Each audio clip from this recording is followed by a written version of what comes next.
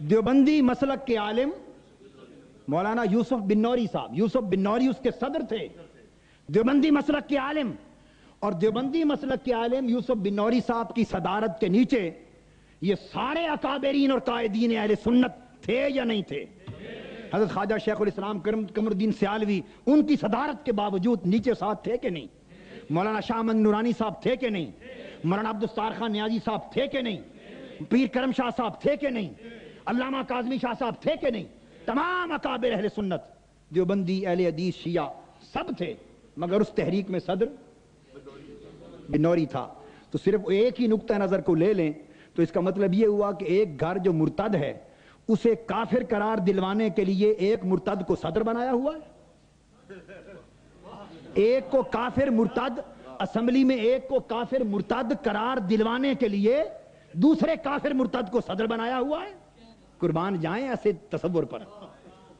اس وقت اگر یہ سارے ایک دیوبندی مسلک کے عالم کی صدارت کے نیچے ساتھ چلے تو کیا ان علماء بزرگوں کی سنیت ختم ہو گئی یا سنیت رہی؟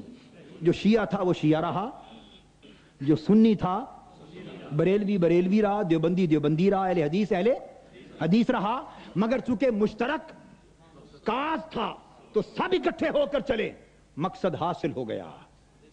مقصد تاریخ اٹھائیے، جب سب اکٹھے ہو کر چلے، مسالک کی بات کر رہا ہوں، سارے مسالک دیوبندی بریلوی اہل حدیث اہل تشیع شیعہ جب اکٹھے ہو کر ایک قوت بنی اسلام کے مقصد کے لیے، ناموس رسالت کے مقصد کے لیے، نظام مصطفیٰ کے مقصد کے لیے، پاکستان کے قیام کے لیے جب اکٹھے ہو کر چلے، اجتماعی قوت بنی، مقصد حاصل ہو گیا۔ 77 میں آ جائیے، اب آگے چلیں، تحریک نظام مصطفیٰ چلی یا نہیں؟ گولیاں کھائی تھی کہ نہیں آپ نے؟ اس میں اہل سنت، علماء، اکابر، جمعیت سب شامل تھی کہ نہیں؟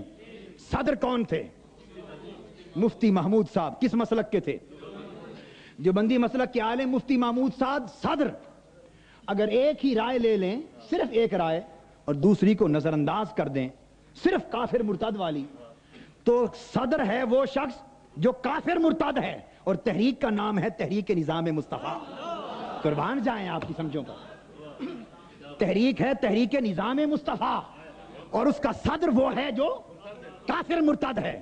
میں قربان جاؤں آپ کی عقلوں اور حکمتوں اور تدبیروں پر، خدا کے لیے ہوش سے کام لو، فہم اور بصیرت پیدا کرو۔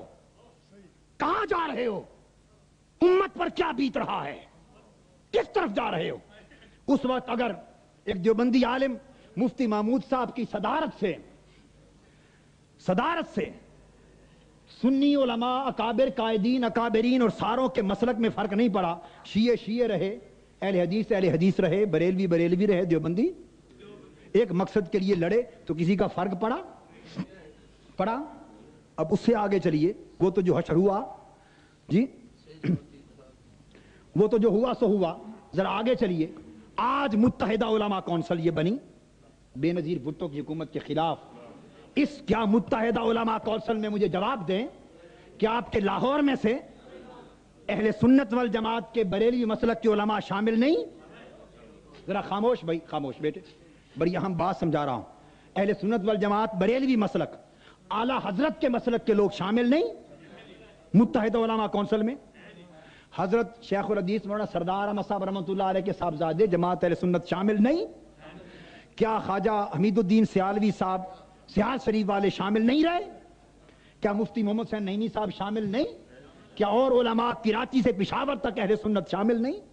دیوبندی شامل نہیں؟ اہل حدیث شامل نہیں؟ کہ شیعہ شامل نہیں؟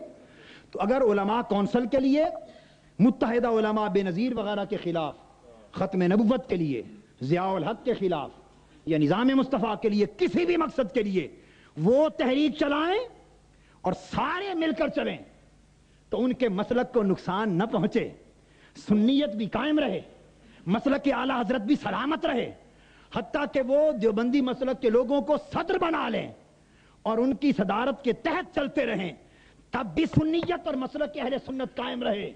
اور طاہر القادری اگر خود اپنے مشن کی سربراہی کے نیچے، اپنے مشن کی سربراہی کے، ان کو صدر بنا کر نہیں، اوروں کو صدر بنا کر خود اپنے مصطفی انقلاب کی صدارت اور سربراہی میں، اپنے ادارے کی سربراہی میں اور مسلکوں کو بلائے ساتھ لے کر چلنے کے لیے، تو اس کی سنیت ختم ہوتی ہے۔ ظالمو، اصول ایک اپناؤ، اگر طاہر القادری سنی نہیں رہتا تو تمہارے پاکستان کا کوئی عالم سنی نہیں بچتا۔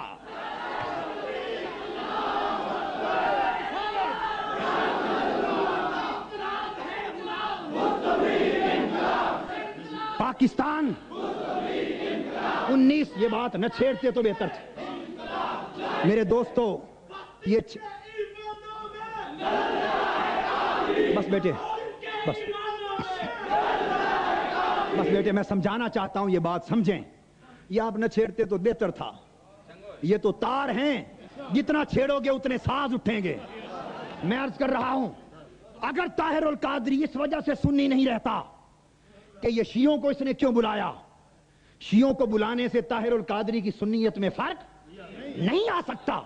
مرتے دم تک اگر مشرق سے مغرب تک شیعہ مسلک کے لوگ ہوں، اہل حدیث مسلک کے لوگ ہوں، دیوبندی مسلک کے لوگ ہوں، مسلمانوں کا کوئی مکتب فکر ہو یا کوئی غیر مسلم، میں مثال دے رہا ہوں آپ کو سمجھانے کے لیے، مثال دے رہا ہوں، کوئی ساتھ میرے پھرتا رہے یا میں کسی کے ساتھ پھرتا رہوں، کوئی ادھر آتا رہے اور میں خاک چرچوں اور گرجوں میں اپنے آقا کا نام بلند کرنے کے لیے جاتا رہوں، طاہر القادری کے مسلک اور عقیدے کو ایک رتی برابر کوئی فرق نہیں ڈال سکتا۔ طاہر القادری کے مسلک اور عقیدے پر آقا دو جہاں کے نالین پاک کا سایہ ہے، سرکار غوث پاک کا سایہ ہے، حضرت داتا گنج بخش کا سایہ ہے، اولیاء کا سایہ ہے، اہل بیت کا سایہ ہے، صحابہ کا سایہ ہے، اکابر کا، حضور کا سایہ ہے۔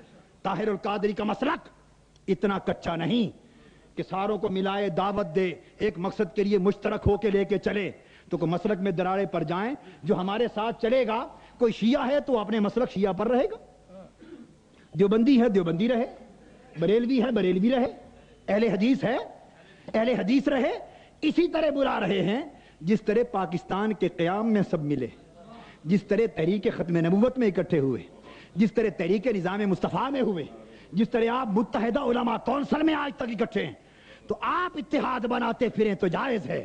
اعلیٰ حضرت کا مسلک سلامت ہے، اور طاہر القادری مصطفی انقلاب کی قوت کو اونچا کرنے کے لیے، مصطفی انقلاب کے سیلاب کو مضبوط کرنے کے لیے، اور حضور کے دین اور نظام مصطفیٰ کی سربلندی کے لیے، ناموس رسالت کی سربلندی کے لیے، عظمت اولیاء و اہل بیت کی سربلندی کے لیے، عظمت صحابہ اور عظمت اسلام کی سربلندی کے لیے، اگر طاہر القادری سے انقلاب کے لیے